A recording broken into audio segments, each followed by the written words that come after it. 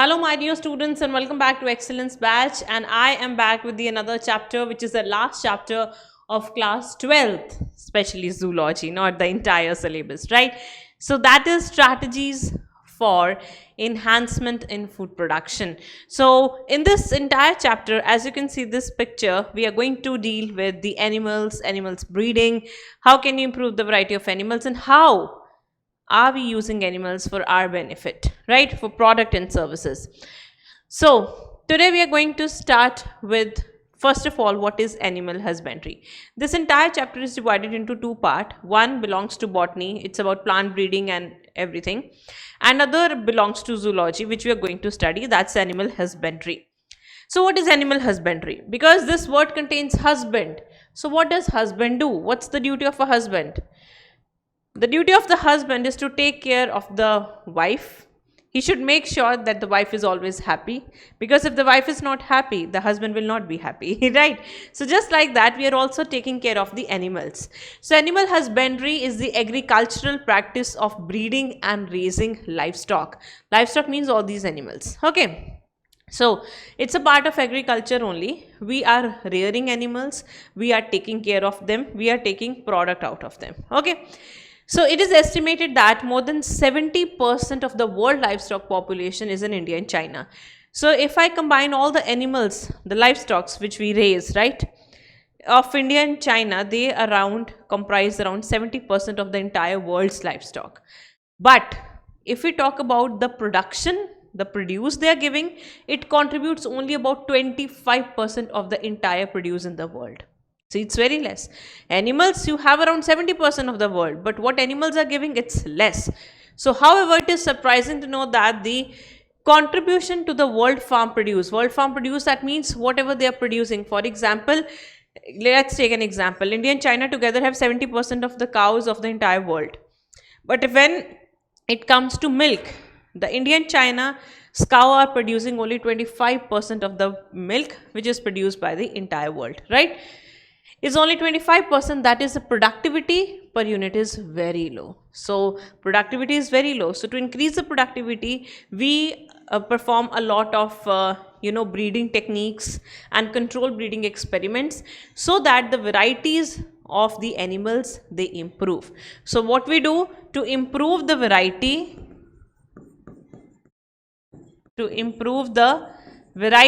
of the organism, we either go for animal breeding or control breeding experiments.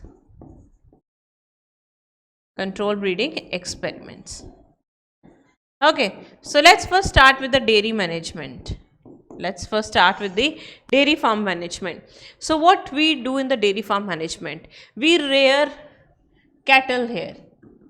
In cattle, it can be a cow, it can be a buffalo. Sometime for milk, we also go for goat, right? And sometimes sheep. Usually, rarely sheep, because we don't consume milk of the sheep. These two are main. In dairy farm management, we usually rear cow and buffalo. As you can see, this is a very nice cow, and the name or the breed of this cow is Sahiwal. So for example, you want to start the dairy farm management, what are the things that you need to take in mind, right? So what should be the things that you should be knowing before starting this business? First of all, obviously, you want to have a dairy farm. You will be you will be taking a lot of milk from these cows, and then you will be producing products. The products can be any. It can direct the milk. It can be the production of butter, cream, buttermilk, or any of the milk product. Okay. Now, the first thing that you need to keep in mind is that the selection of breed, because first of all, you have to buy the cow or a buffalo, right? So first of all, you will go to the market. You should be knowing about the market and in which area you are living, that particular area, which is the best cow or buffalo to buy. Fine. So the first thing that comes to your mind is selection of breed. What breed you should buy? So the breed should be high yielding variety. That means that particular cow should have following character. High yielding variety means the milk production should be higher, and second, the cow or buffalo should be disease resistant. Because if it is not disease resistant, it is getting a lot of diseases, then the product will also not be good, or either the product will not be formed at all. So that is a problematic for you, and they are very expensive also. Fine. So there are three categories of breed. There are three categories of breed. The first one is milch breed. The second one is the draught breed, and the last one is general utility breed. So we have divided the breeds into three categories. Any breed of the cow or buffalo, that means of the cattle, which is high milk producing,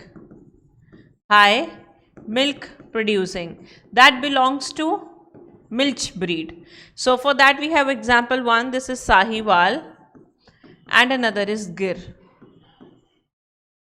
The draught breed is the one in which the cows are not producing a lot of milk, but of this breed, the bullocks, they are very sturdy. They are very powerful that you can use them for your various work purposes. Like you can, you can take them to the fields, right? And but the cows, they will not be high milk producing. So here bullocks are strong and disease resistant, but cows are not high yielding. So here we have an example, that is Malvi. Then we have the general utility, that's the intermediate between the two. It will be having a good milk yielding property also, and the disease resistant and the stronger property also. Okay, so it's the intermediate between the two. Intermediate between two. So it will be having the average character, both average character. Not very much good, but average. Okay, you can just go for that. Okay, so example we have is Tharparkar. Now what is your purpose? According to that you can choose a particular variety of a cattle, the breed of a cattle or the cow. Fine. Some people only go for cows, they only distribute cow milk, they are the distributors of they're having business of the cow milk only, and some have of the buffalo. So that depends upon what you want, cow or a buffalo, then what's your purpose. So on that depends which breed is best for you. Okay, all right. Second thing that you need to keep in mind, because a guest is coming into your house and you should have a proper area to put that guest into, right? So the guest have to have some houses. Okay, and that's the housing of the cow. You can see these cows are staying in their shelters, and that shelter, if you can see, is very nice, clean, yes, and has sufficient food for every cow. Every cow is enjoying and eating food. You can also see it's completely airy. From everywhere air is entering into the shelter, and they are also getting the proper sunlight. They are also getting the proper sunlight. So the house that you are using, the housing or the shelter that you use, the shelter should be airy, properly clean, and have sunlight. Also, whatsoever equipment you are using, for example, you are using some buckets in which you are taking out their you're pouring their milk. So those equipments should also be very clean. If they're not clean, the product you're selling into the market, that is also very bad. That's not clean, it's of a bad quality. It might be infectious. Okay, so cleanliness is very, very important. Apart from that, if I talk about food is the another important thing. Food and water, right? Food and water both are required. Now if I talk about food is of two types. One is roughage and another is concentrate. In roughage you usually give hay and straw, and they are high in fiber. They are high fiber. High fiber food is very important for the cows, whereas concentrate, they are low in fiber but high in nutrition. High in nutrition, they are high in protein and all these amino acids and in fact oils. So best example of concentrate is oil cakes, millets and cereals. Right, what are oil cakes? So whenever from any plant the oil is extracted, after that whatsoever is left of a plant is compressed in the form of a round cakes. You call it as oil cake. It still has some quantity of the oil, and that's very good food for your animals. So they don't eat burger, pizzas and chapatis and all, rather they need all of these. What is hay and straw? After you cultivate all your wheat and all, you have taken the seeds from the wheat, whatsoever is left is hay and straw, and that is usually used as a food for the animals. Okay, so that's the second thing. Okay, we arrange food, we arrange shelter. Next is your cow or cattle might get diseases. So for that you should visit to the veterinary doctor time after time. Not you, I'll take your animal along with that, because that animal needs to be checked by the doctor. Also there should be certain vaccinations. Vaccinations are also important, and treatment if they are disease, that is also very important. So if you do all these things, your cattle will be happy, you will be happy, the yield will be very good, and you can have a lot of money from your business. Fine. So that's about the dairy farm management. Let's talk about the diseases these dairy farm or the cattles they can get. The first disease is cattle plague. Cattle plague or rinderpest. Cattle plague or rinderpest is due to rinderpest virus, in which their blood got completely infected. Another that you must have heard of is anthrax disease. Anthrax occurs due to a bacteria. Yes, Bacillus anthracis, it's a bacteria. Bacillus anthracis. It's a bacteria, whereas rinderpest plague occurs due to rinderpest virus. It's a viral disease. Okay. So the only question they can ask you is that which of the following is a dairy farm management or disease, or a disease of cattle. Another question they can ask, which of the following is a bacterial disease or viral disease. Nothing more that will be asked in the NEET. Okay. The third one is mastitis. Mastitis is inflammation in udder region. What is the udder region? Udder is a region where mammary glands are there.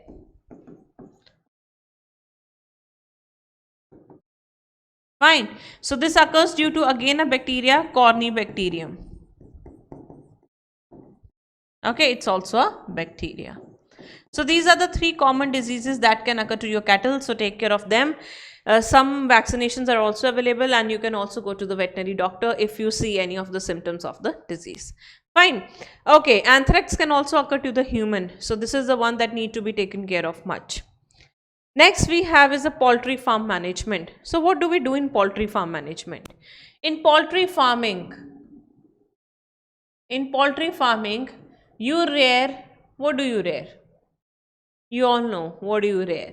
You rear chicken, hen, right? Hens or chickens, right? Turkey, ducks, geese. So why are you rearing them? For two purposes. There are two sole purposes of rearing all these organisms. What are the two purposes? One purpose is broiler, that means you want to eat their meat, and second is for layers. Layers means you want to have their egg. Like many people eat turkey completely, Western people. So they rear that usually for broiler, for meat. In case of hen or chickens, we usually eat them also, right? And also we eat their eggs also. Duck and geese eggs are also eaten very much worldwide. So that's the animal that you rear. Now let's read this paragraph. The poultry is a class of domesticated fowl, that means birds, used for food or for that eggs, right? So they all are birds, you know that, fine. So in poultry we are rearing birds. They typically include chicken and ducks and sometimes turkey and geese.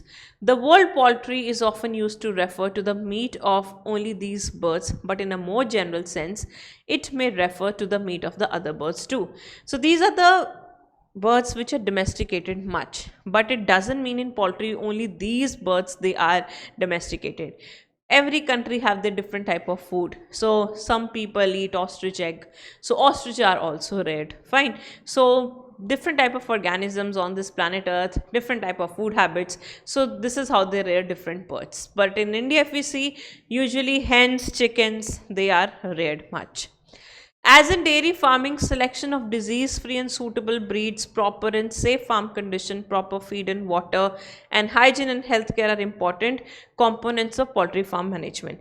Just like we have seen in dairy farm, first of all we need to take a good breed. So just like in poultry also, whatever hen chickens you are rearing, that should be of a great yield, right? The breed should be good. Second thing, like for cows and cattle, you had a proper house. For them you also need proper houses, and again the conditions are same: properly clean, airy, and they should receive proper sunlight. Why we need proper sunlight? Because organisms are they have a breeding cycle, or we can say the females have a cycle. If you do not give them a proper sunlight and proper day and proper night conditions, then their cycles of breeding will be disturbed. The fertility can be disturbed. Okay, these chickens, they will not lay eggs.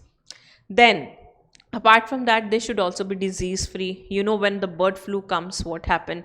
Entire birds, they are attached to that bird, which is, or the entire, you can say, the group of the birds, they got infected, and then you have to kill them. So make sure the birds, they're disease free. If any of them have disease, just isolate them as soon as possible, fine. Okay, so these all things are also need to be taken care in the poultry farm. Now let's see the diseases. The first disease are viral diseases. Viral diseases are ranikhet, bird flu, and infectious bronchitis. Ranikhet is just like a bird flu. It is also known as Newcastle's disease. It's just like bird flu, right? Bird flu occurs due to the virus, that is H5N1 influenza virus. H1N1 virus causes swine flu, but the bird flu is caused by the same categories but different virus, H5N1. Right, infection bronchitis, they got the entire bronchitis inflamed. In bacterial, the diseases are fall cholera, which occurs due to a bacterium Pasteurella, pulorum, that occurs due to bacterium Salmonella, and mycoplasmosis due to mycoplasma. Another, there is a vitamin E deficiency disease, that's encephalomalacia. Encephalo means head. So here there is a softening of brain tissues occur, and later on the bird can die as well. So in terms of food, that is also very important, what food you are giving to them, right? The food should also be good, so that every vitamin and every mineral should be there. And again, you should take care which particular area have more type of a disease. For example, if your area is in a particular condition and climatic condition that viral disease occurs most, so you should take care about the symptoms of your birds. Okay, so that's about the poultry farm management. Moving further, let's talk about animal breeding now.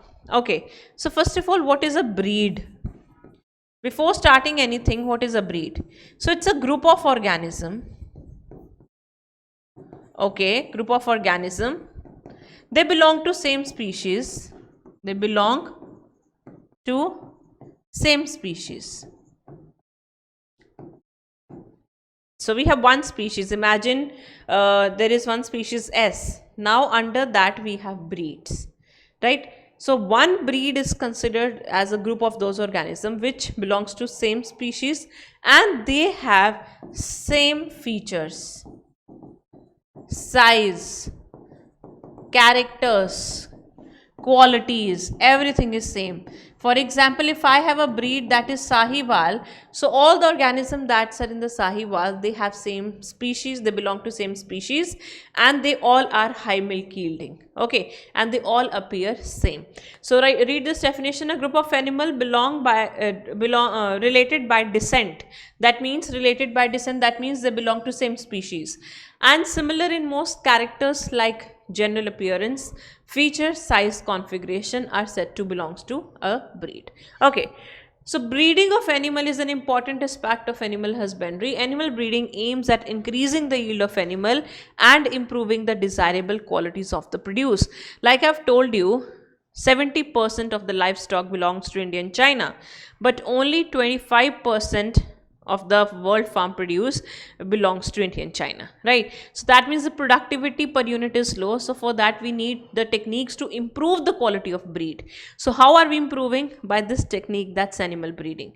It's a very old technique of multiplication of organisms. It's a very old technique where you multiply the organisms, right? So you're reproducing them. So while you reproduce them, you see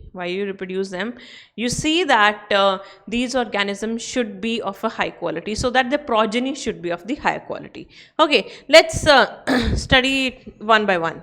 There are various techniques of animal breeding. The first technique of animal breeding is, there are various techniques of animal breeding. The first technique is inbreeding. So what we do in inbreeding, the organism you are crossing, that means a female and a male. First of all, you will make sure both are of high quality. Like what high quality means? High quality here means the female should be of a character that the female is producing high milk and the male is sturdy and the male is having a lot of disease resistant property. Okay. So if I talk about the female and male, they belong to same species. Both male and female, they belong to same species. Now under species, they belongs to same breed also. Imagine both are Sahiwal, male and female. Also, they are related to 4 to 6 generation. They are related to 4 to 6 generation. That means they are like brother and sisters.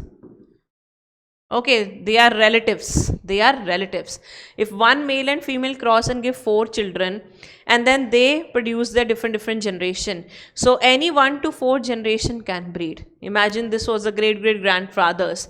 They produces children.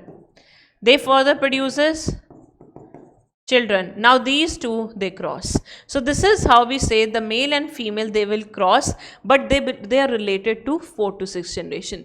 So inbreeding refers to the mating of more closely related individuals. They are like relatives within the same breed for 4 to 6 generation. Species of both male and female will be same, the breed will be same, and they will be related also. Okay, moving further. So what's the benefit of inbreeding? Because you are not crossing with any other breed, you are not letting any other outside genes entering into your progeny. That means you are generating the pure lines. You are generating the pure lines. So whenever you want some pure lines, at that times we go for inbreeding, so that one character that is in the entire ancestors, it will move on from one generation to another. If you want that one character should move from one generation to another, then the inbreeding should be done. But this increases homozygosity. Homozygous recessive characters, they come up more, which can lead to disease condition in the animals, which is known as inbreeding depression. inbreeding depression. So what is inbreeding depression? In inbreeding depression, whenever inbreeding is done for longer duration, the homozygosity keeps on occurring, accumulating the disease gene more. Now these recessive character will move up. These can be disease also, and that can be harmful for the progeny. So that's inbreeding depression. That is what? Inbreeding depression, where disease gene can come up. Okay, so inbreeding, somehow it is good if you want the pure line to form, but later on it can also be problematic if the inbreeding depression occurs. Okay, next type is the question.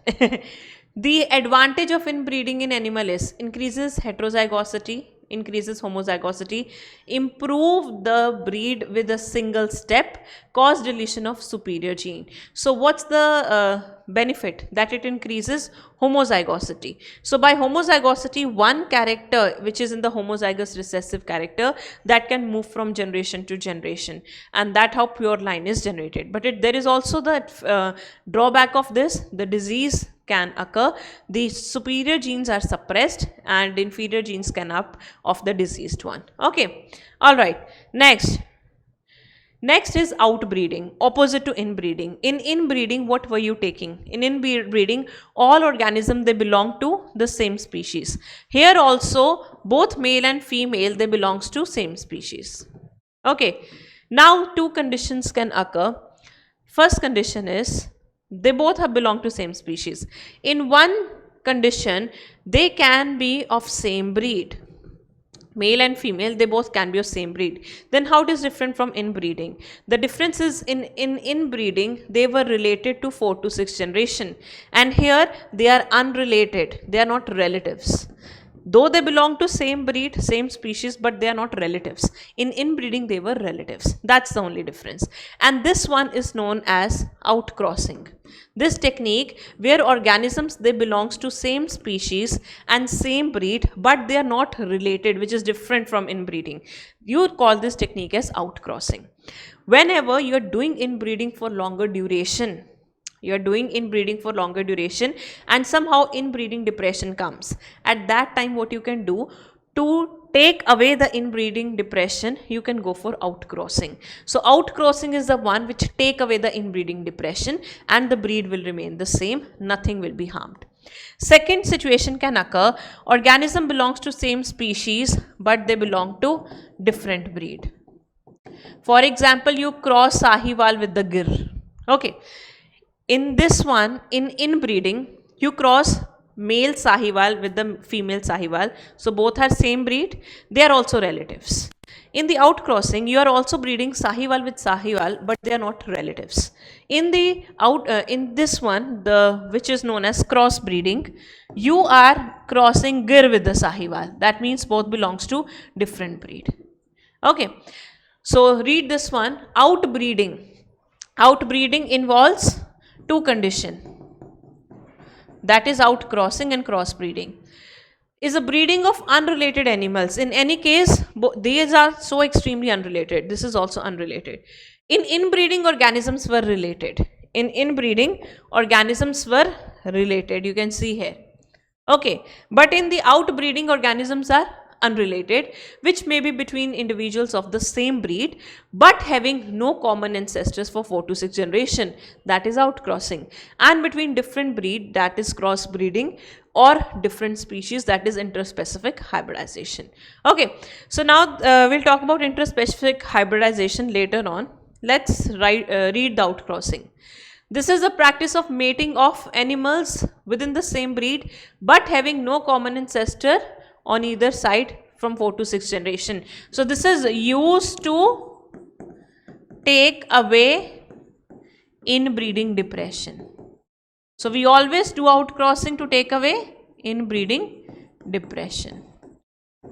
Okay, because organism still remains of the same breed, but because we are mating with the unrelated, inbreeding depression will go away. Then we have crossbreeding. In this, superior male of one breed are mated with the superior female of the another breed. So here we have the examples of crossbreeding. First is Husbandry. Husbandry is a sheep that was produced in Punjab. So it was a cross between Bikaneri Eves, that means the female sheep, and Merino Rams, that means the male sheep. Okay. So these two, they are two different breeds. They are getting crossed, and this is the perfect example of crossbreeding. And we made a new breed whose name is Husbandry. Okay, so Husbandry is a sheep, the crossbred sheep of Punjab. Fine. So that's the crossbreeding. Now let's talk about interspecific hybridization. In inbreeding, in outbreeding, both the cases, the species was same. But in interspecific hybridization, both male and female, they belongs to different species. Just like mule and hinny. Perfect example. Mule and hinny. We have done in the evolution also. They are formed by the crossing of the male donkey, female horse, and vice versa. So in this method, male and female animals of two different related species are mated. Okay. Alright. And hybrids are formed. Let's solve this question. Choose the incorrect match with respect to animal breeding method. Okay. Choose the incorrect match with respect to animal breeding method. Outcrossing, cross between same breed having no common ancestor for 4 to 6 generation. Very true. In outcrossing, same breed is there and they are not related. Crossbreeding, the breed between the different cross between the different breed. Very true. Interspecific hybridization, cross between two different species. Inbreeding, mating of individual with same breed. True for 8 to 10 generation. No, 4 to 6 generation. So incorrect is fourth one. Okay, so such kind of question can be asked in the NEET. So make sure you know the basics of it. So in the next class, we will be discussing about control breeding experiment, apiculture and aquaculture. Till then, read the NCERT, though we have read it already. And I'll meet you in the next class. Bye-bye. Take care.